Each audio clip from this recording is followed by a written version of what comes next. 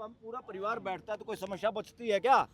गड़बड़ी ये है कि जब हम परिवार को परिवार नहीं समझते, इकट्ठे नहीं बैठाना चाहते, लोगों को हिंदू मुसलमान के चश्मे से देखते हैं। एक ही चश्मा इस देश में चलेगा, मानवता का चश्मा, सिटीजन का चश्मा, भाईचारे का चश्मा।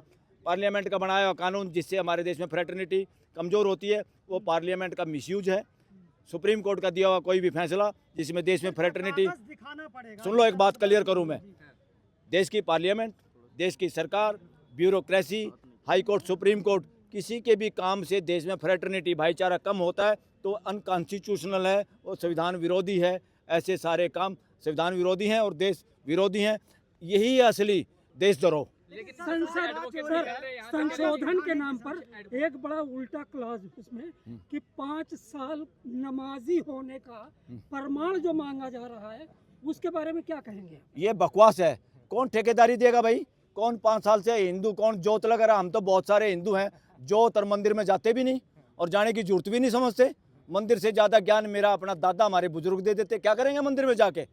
और कुछ किताबें ऐसी जो हमारे समझ में भी नहीं आती। तो क्या इसका हमें जिंदा जो लोग हैं, अच्छे आचरण से जीने वाले जो लोग हैं, उनको फॉलो करने की जरूरत है किताबों से ज्यादा। लेकिन यहाँ से कुछ एडवोकेट निकल रहे थे, वो कह रहे थे कि हिंदू पक्ष की जीत हुई है। क्या लगता है इस फैसले से किसी पक्ष की जीत हुई है? इसमें पक्ष वक्ष तो है ही नहीं कोई। इसमें भारत के एक नागरिक, एक समाज का एक तबका है जो उससे प्रभावित होता है। ये उनकी जीत और उनकी जीत की खुशी में पूरा देश शामिल है, न्याय के पक्ष में पूरा देश है। लेकिन जिस तरीके से इसमें कहा गया है कि अरे बहुत सारे जिसकी बात कर रहे हैं ना, बहुत सारे देश का तो उल्लू बनाया जा रहा है। इस राजनीति ने देश का उल्लू बना दिया। बहुत सारे लोग तो आज के दिन, कोई तो बेचारा 80 करोड़ लोगों में शामिल है जिसको निःशुल्क राशन मिल रहा है। कहीं पे किसी का नौकरी कर रहे हैं, ट्रांसफ़र का चक्कर है, किसी के इंटरव्यू आए हुए हैं, उनको अपॉइंटमेंट का वो है। तो कहीं ना कोई लोग सरकार से जुड़े हुए हैं और हमारा देश इतना कमज़ोर कर दिया, पूरे देश को भिखमंगा कर दिया, पूरे देश को रीढ़ की हड्डी ऐसे टेढ़ी कर दी। और सब लोग सरकार के नॉनसेंस पे और सरकार की बेवकूफ़ियों पे बोलने का हमारा अधिकार भी छीनता जा रहा है। और देश में बोलने का अधिकार और भ्रष्टाचार का जो मेडल है, गोल्ड मेडलिस्ट है भ्रष्टाचार में इंडिया। बोलने के अधिकार के मामले में सबसे घटिया इंडेक्स हमारा, हम सबसे फिसड्डी हैं बोलने की आज़ादी में इस दुनिया के अंदर। इससे साबित होता है कि हमारा तंत्र जिन लोगों के हाथ में, वो नालायक लोग हैं, बेवकूफ़ लोग हैं, नकारा लोग हैं। तो मेजोरिटी के नाम पे कोई ये सोचे मैं राज करूंगा तो वो शासन मानसिकता है। देश में राजशाही नहीं है, देश में डेमोक्रेसी है। और डेमोक्रेसी के असली आधार, असली पावर हाउस देश की 142 करोड़ की जनता है। ना कोई पार्लियामेंट है, ना कोई चीफ सुप्रीम कोर्ट है, ना कोई राष्ट्रपति, ना कोई प्राइम मिनिस्टर, ना चीफ मिनिस्टर। देश के लोग और देश के लोगों का भाईचारा इस देश का संविधान के हिसाब से सबसे मजबूत चीज़ है। सर, क्या आपको लगता है कि सरकार एक आदमी क्या आपको लगता है कि सरकार इसके बाद कोई कदम वक्फ को हटाने के लिए नहीं उठाएगी? अरे उठाएगी तो पहली बात तो जागरूक होना चाहिए देश को। ये सरकार के भरोसे सोने वाले वैसे ही हो गए जैसे बादशाह और सुल्तान के भरोसे सोने वाले लोग। तो वहाँ बादशाह या सुल्तान या राजे महाराजे हमारे क्या करते थे? देश जाए बाढ़ में, देश के बच्चे चाहे रांडे घूमे, वो अपने कहीं कहीं 1000 रानियाँ रख लेते थे। तो किसके चक्कर में रहो आप? डेमोक्रेसी जब चलेगी जब देश के लोग जागरूक होंगे।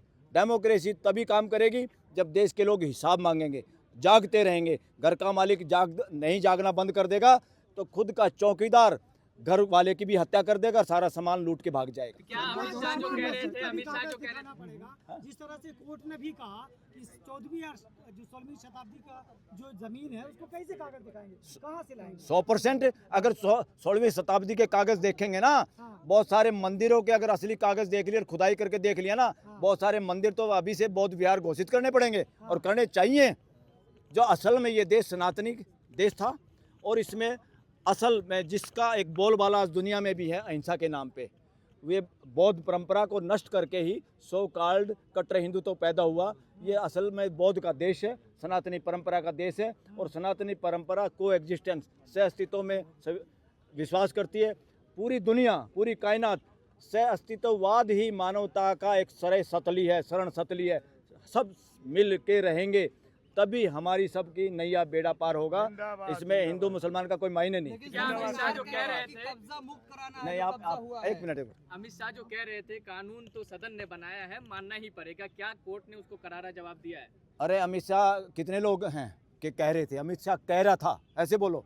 ये कह रहे थे क्या होता है? तुम कह रहा है और वो कह रहे हैं, क्या है ये? बहुवचन है, कई लोग हैं क्या? 10 सिर वाला आदमी है क्या? क्या है मुकदमे भी तो हैं इन पे। ये लगाना बंद करो। हाँ।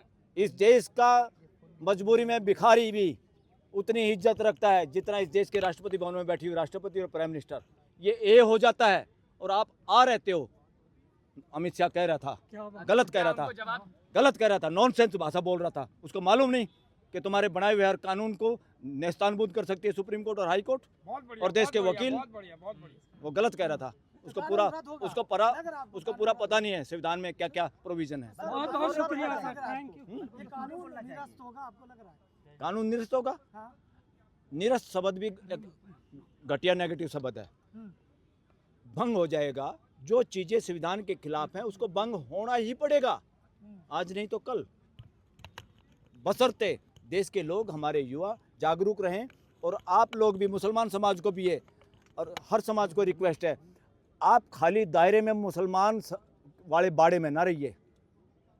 आप भारत के नागरिक हैं और पूरा भारत का समाज आपका अपना है। उस फ्रेटर्निटी को बढ़ाइए। ये कानून तो धराशायी हो जाएंगे, और भी आएंगे, वो भी हो जाएंगे। आज हमारे साथ इतने बड़ी तादाद में हिंदू, हमारे एडवोकेट हिंदू लोग रहे तो हम कैसे बाहर नहीं रहेंगे। एक मिनट। कब्जा हुआ था वो कब्जा मुक्त होगा। क्या सरकार के लिए जागरूक करने के लिए मुस्लिम कौम को जागरूक किया जाएगा। जो गरीब है उनको हक नहीं मिला, हक मिलेगा इस कानून से। ये जागरूक की भाषा के पहले हिंदुओं को तो जागरूक कर लो। कितने सारी कमियां हैं हमारे सिस्टम में। फुटपाथों पे मंदिर बने हुए, आने जाने के रास्ते रुके हुए हैं। काहे के जागरूक के ठेकेदार बने? पहले अपना घर साफ करो, फिर अपने भाई को कहो, फिर पड़ोसी को कहो। बहुत बढ़िया।